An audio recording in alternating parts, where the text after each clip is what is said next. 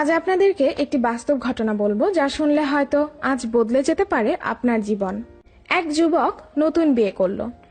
বিয়ের পর প্রথম দিনই স্বামী স্ত্রী যখন খেতে বসলো, এমন এক সময় এক ভিক্ষুক এসে হাজির হলো।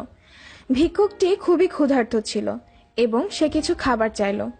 স্বামী খুব রাগান্বিত হলো এবং ভিক্ষুকটিকে অকথ্য ভাষায় গালমন্দ ও অপমান করে তাড়িয়ে দিল। অসহায় ভিক্ষুকটি চলে গেল। কিছুদিন পর স্বামী স্ত্রীর মাঝে ঝগড়া হলো। এক পর্যায়ে তাদের সংসার ভেঙে গেল। স্বামী স্ত্রীকে তালাক দিয়ে দিল, স্ত্রী বাপের বাড়ি চলে গেল। কয়েক বছর পর মেয়ের বাবা অন্য এক জায়গায় মেয়ের বিয়ে দিল। নতুন স্বামীর সাথে শুরু হলো তার জীবন। মেয়েটির দ্বিতীয় স্বামী প্রথম স্বামীর চেয়ে অনেক ধনী ছিল। একদিন যখন স্বামী স্ত্রী খেতে বসলো, এক ভিক্ষুক আসলো। স্বামী স্ত্রীকে বলল, ভিক্ষুককে ভিক্ষা দিয়ে আসো, আমরা এখন না হয় পরে পাবো, কিন্তু সে পাবে কোথায়?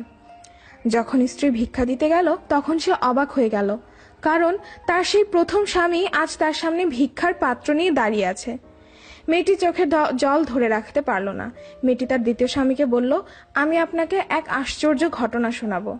তারপর মেয়েটি তার প্রথম স্বামীর সাথে ঘটে যাওয়া ঘটনাটি বলে দিল। তখন দ্বিতীয় স্বামী চোখের জল ছেড়ে দিয়ে বলল, আমি তোমাকে এর চাইতেও আশ্চর্য ঘটনা বলবো।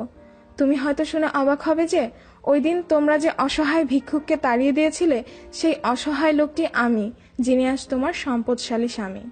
শিক্ষা: আল্লাহ চাইলে মুহূর্তের মধ্যেই গরিবকে ধনী আর ধনীকে ভিখারি বানিয়ে দিতে পারেন। তাই বাড়ি গাড়ি টাকা পয়সা নিয়ে কখনোই অহংকার করা ঠিক নয়। আরও এমন অনুপ্রেরণামূলক ও উপদেশমূলক তথ্য জানতে আমাদের চ্যানেলের সাথেই থাকুন।